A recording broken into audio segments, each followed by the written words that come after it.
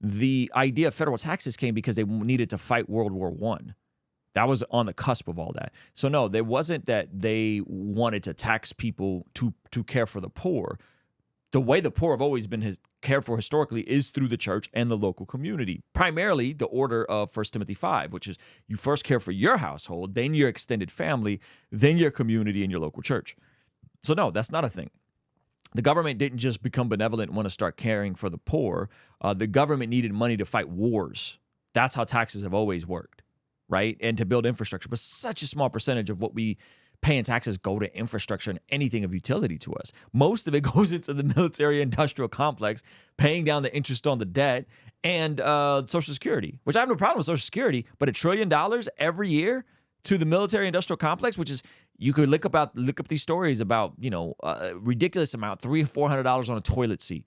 All kinds of weird backroom deals. So no, I don't think so. You guys should check out the American Solidarity Party for more. What I mean, there are 100% pro-life Christian. That's left-wing on economics and also against racism. That sounds great. I'm just not left-wing economics. I don't think we need to charge more. I think we need, if you want more services, Christian in the UK or wherever you're based, my brother, if you want more services, be okay with everybody paying 40% in taxes. Yuck. That's what you're asking for.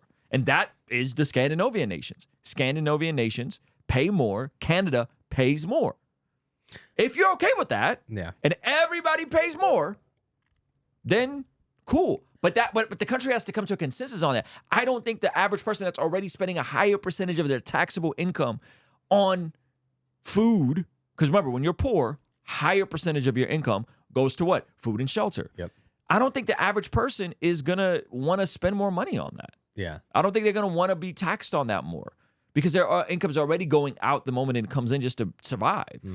But that's how you get to a place where you have social services that benefit everybody. Did I mispronounce Scandinavian? Scandinavian. Sorry, Caleb. Thank you so much. What's the difference? Scandinavian is the Scandinavian nation. So Sweden, What's Denmark. Scandinavian? I said Scandinavian. I misspoke. I'm giving you an intentional view of Christian politics here in Canada. A Baptist minister ran the party to create free healthcare. That's the case in Asia too. I'm okay with everyone paying more. Cool.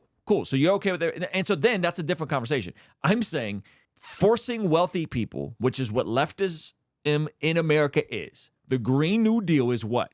People who earn more should pay more. It's a progressive tax rate. That's what we have in America. Can't speak to Canada. That's what we have in America. In America, I'm telling you that's not going to work. Leftist politics saying pay more wealthy people, top 5%, top 10% of earners, because what's going to happen is what's already happened in New York and California is called wealth flight. People are going to leave high state income taxes states, high income tax states, and go to places like Texas and Florida or Puerto Rico or even Monaco or Dubai. Yeah. I know people from the UK right now. My buddy Zuby, where did he go? Dubai. Why? They don't have taxes. Hello. So wealth flight is a real thing. Wealth flight is a real thing. So if you're cool with that, you just got to be prepared for that. Now, you're saying, hey, I think everybody should pay more. Well, I think the people then have to come to a consensus on that. Hey, I'm going to pay double my taxes, meaning I'm not going to get a refund any longer. Your refund's gone, by the way. If you get a refund now, in this model, refund's gone. And you're paying more. You're taking home less. And if you're okay to trade that for, 16 weeks of maternity leave, healthcare, and because of this reason, he got tired of paying UK taxes. Yeah. And was like, I'm done.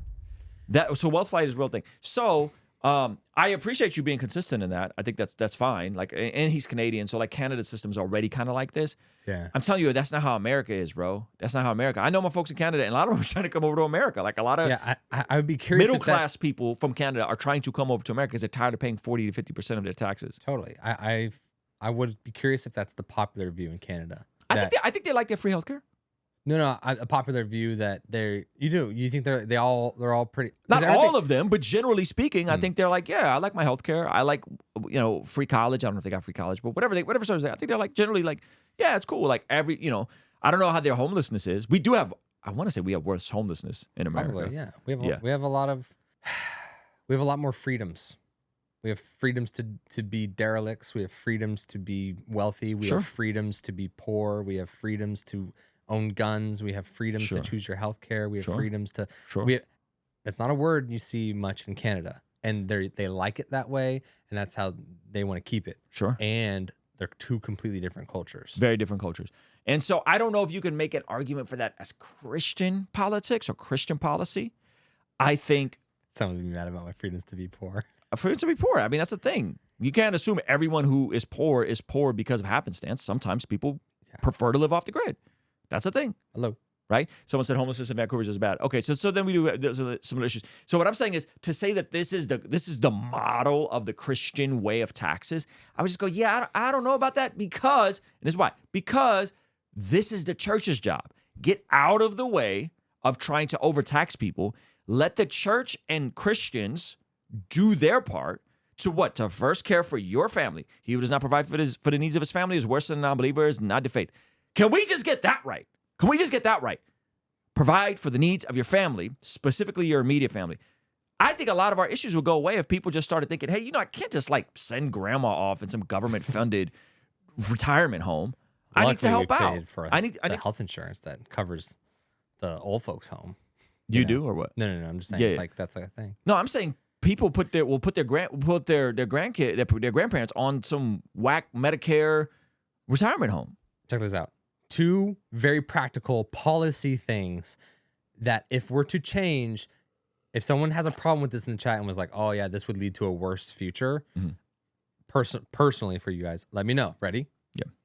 Look at your check that comes in through payroll. Take the amount that is allotted towards Social Security, but now that Social Security that you have to pay into Social Security, that is now a required 401k for you.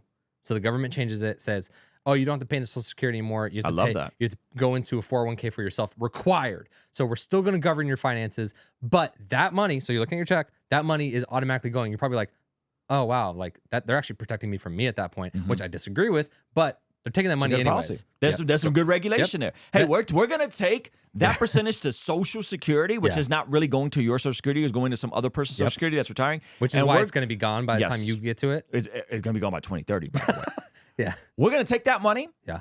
And we're going to put that in the S&P 500 and we're going to bank on America continuing to grow. Hello. Top 500 companies in America to grow. I'm with that. And then go to the next line item and it's your taxes. And let's not get rid of it completely. We won't even go down to let's go down to World War II, right when income tax was introduced, 8% or 9%, whatever it was. Right? I think it was even lower. But let's get 10%. So it's cutting in half. Most people are paying 20% taxes, 25 or like maybe 25. Yeah, 20% after deductions, right? So cut it in half. So take that next line item, the taxes, income taxes, and cut that in half. And then if you have state taxes, cut that in half as well. And now that portion, you're mandated to give that to a local church or nonprofit of your choice. That's a fire idea. And so let me know in the chat right now. Love for the Scandinavian nations, love to the Canadians, love whatever. Oh, you see Venezuela, whatever. You individually, would you be on board for that? Because not. Oh, but there's going to be a wealthy person that figures out a way. Would you personally? Yeah. See how that would play out? Because if you can see that personally, then everyone would probably see that personally, and then everyone would actually probably would participate what they would have to. But and listen, like the issue that so many of us have, I love that model, but is that, man, how much of my money is being sent to Ukraine? How much of my money is being sent to transitions for prisoners that may have came here illegally in the state of California? How much, like, and I'm not saying this as like these are things that are happening. I'm just curious. Like how much of this stuff? I'm just asking questions. And so I think that's the issue is like we in America generally feel overtaxed.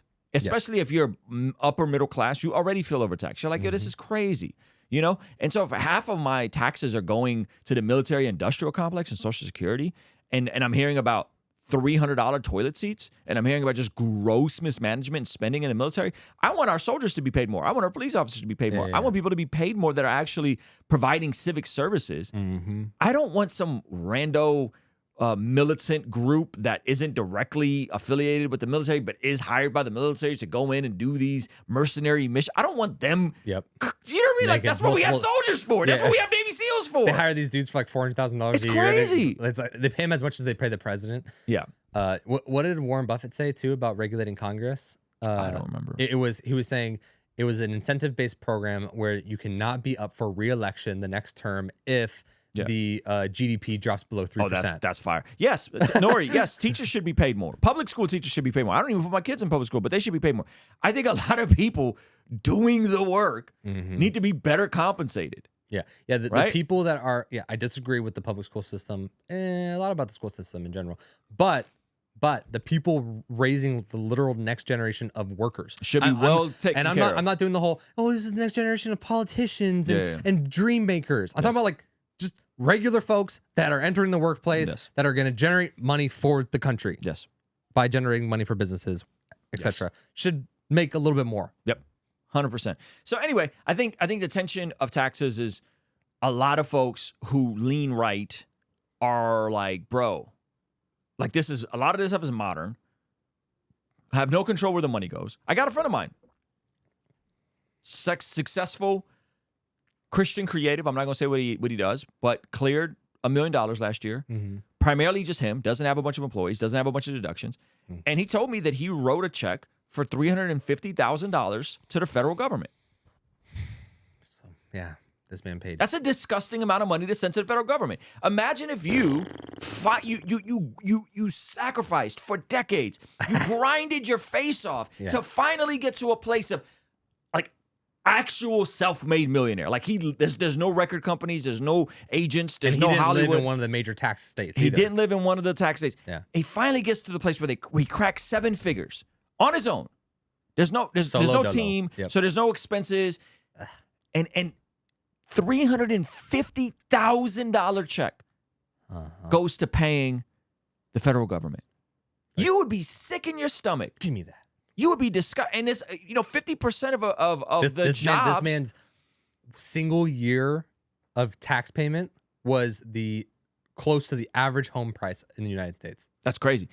And he bought the government a house. And this is the reality of how people are dealing with this stuff, who, by the way, 50% of American businesses are small businesses. It's a bunch of guys like my buddy who are writing a $350,000 check, who literally got it out the mud, came from lower middle class, poverty level, figured it out. Didn't have to screw anybody over to get there. Didn't have to screw. No one's taking advantage of it. There's no exploitation happening. He just figured out a way to take his art and monetize it to the craziest scale imaginable. And now he's a millionaire, and he writes $250,000 of that every year to taxes. I don't think that's just. He doesn't think it's just. So those conversations with his liberal friends and family are like, you think I should be paying more in taxes? Like, you know me, dog. Like, you've seen me, right? Yeah. That's what I'm saying. So I think the tax conversation is an interesting one. I dislike the nonsense the government does with the money more than I dislike the actual tax. I dislike both. I think people should be left alone to give more. I think my buddy is way more efficient going into his local community and figuring out ways how to take care of the single moms and figuring out ways how to do this and figuring out ways to contribute to that dollar is going to be way better spent. Yeah. And $350,000 out of $1 million? It's 35%. It's not even a quarter. That's crazy, fam. It's 35%. That's just that you can't tell me that that's justice. That's not justice. Yeah. You think it's some fat cat who runs some big hedge fund it's my friends that come from nothing that are getting taxed like that. So anyway, Londoner here, why not use some of those tax dollars to pay off some of the national debt? Because they don't want to pay off the national debt because they want hyperinflation. We've covered that already. Yeah, and exactly, and that's why we don't want to do. We don't have a say in it. Yes, it's not like we get to vote. Hey, here's the quarterly budget for the United States. Everyone kind of cast your vote for where we're going to put it. Nope. Yep. Someone said, I'm conservative economically too, but I'm honestly stressed about people's actual willingness to give. I can't speak on that, but what I can do is point you to the math. I would encourage you to look at the math of the people who earn more, statistically give more of their actual percentage of income and their gross. Hold on, let me finish that thought. Okay. Don't cut me off. Think about that for a second. The people who make more money give more of their income and give more of the gross income. So not only are they outgiving the lower class and the poor person in the gross amounts, because obviously they have more money, so they got more, but the actual percentages that they're offloading is higher. Yeah. So yeah, I hear you, and there are greedy rich people. Yeah. But the vast amount of people, remember, 85% of America's millionaires are first generation rich. 65% of America's billionaires are first generation rich. So a lot of people buy into the slide that like wealth is just forever staying within a family that becomes wealthy. No, like, and it's also proven that it tends to go away in 3 to 7 generations. Not even 7, 3, 4 generations. It's done. It's gone. It's very difficult. Yeah. So to people talk about who's the family in New York that Anderson Cooper is related to? The Vanderbilts. Wow. You go to New York, Vanderbilt YMCA, Vanderbilt Road, Vanderbilt this, Vanderbilt that. You know, Anderson Cooper didn't get none of that money. He grew up lower middle class. He's a Vanderbilt who didn't. So that money gets squandered all the time. So it's not that money just stays in. No, 85% of America's millionaires are first generation, whereas 65% are billionaires of first generation. I say that to say that one of the attributes of becoming successful, believe it or not, is actually being generous. When you're generous, people like to do business with you. When you're always giving more in the deal, people will continue doing deals with you. That's what is one of the characteristics. And so to assume that like all rich people are greedy and all business, no, the people, in my opinion, that become successful are not like Steve Jobs gave such a bad precedent for the CEO. You don't remember this, but there was pastors quoting how maniacal Steve Jobs was and how cutthroat he was. It's like, no. Steve Jobs was a bad leader and he was the exception to the rule, not the rule. Yeah. The average person that's actually building something is not this snub jerk of a person to be around. It's actually someone that's pleasant to be around, cares for people, and wants to make sure that every transaction he deals with, he gives more than he takes. That's what's actually making people successful. That's what leads to people becoming millionaires. Yeah. Not someone that's greedy and stores all their wealth and doesn't share it. I think this is a place that if everyone was just wildly selfish on, it would actually work out. And what do I mean by that? When I said the idea of look at the paycheck and don't think about other people, think about what you would do. Would you be okay with that? With the 401k thing and the money being required to give to whatever. I believe that if everyone was just kind of, I'm going to stop trying to police whether I think this person is generous and I don't want to do this because this person's not generous. It's like, that doesn't make sense. Yes. Are you generous? Do you want to be generous? Okay, then just be okay with that. And then kind of trust the process. I think that has a domino effect. I think if everyone was just wildly selfish with the idea of like, I'm going to stop worrying about everybody else and what their generosity is. And we pass that, I think we would absolutely be surprised because of the statistics you just named here. And I think, and there's an interesting comment. What is it? Stop burying the lead. The thing is, secular rich people don't care as much about the poor. Most of the church fathers did believe we should live very modest lives. I don't think anyone needs to be earning millions. Thaddeus. No, that's false, bro. One, there's an entire conversation, which who wrote about it? Clement wrote about he wrote a whole book about what to do with the rich Christian, because Jesus had the teaching of hard for a rich man to enter the eye, heaven through the eye of a needle. And so they discussed this. I recommend you actually go read church history on this about rich people who are the most generous. So kingdom rich people are the most generous. That's statistically true as well. People who have, like, if you look at people may hate Dave Ramsey and get really sugar by him. I think Dave Ramsey rounded up and like 65% of his income goes out after he pays taxes, after he gives to his local church, after they put money into their foundations.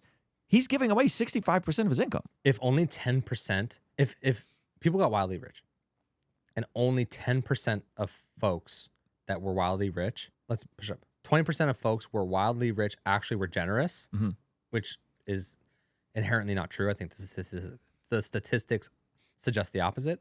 If only 10 to 20% were wildly generous, they would still be more efficient than the government is with generosity towards actually taking care of its people. That's the point. Is that like, yes, are there going to be some greedy folk? For sure. Are there going to be some greedy middle-class families? Yes. Are there going to be some greedy lower middle-class families? Yes, of course. There's going to be someone that has a non-tax $100,000 a year income and they live in a cheap state and they still don't want to give to anybody. But there's also going to be, there's 10 of them. There's also going to be 2 to 4 of them that are going to be like, oh, boom, I'm giving away a bunch. Hey, thank you so much for checking out the video. Comment down below and let me know what you think. And be sure to check out this video that YouTube is recommending just for you. Let me know if they nailed it. All right? I'll see you over there. Peace.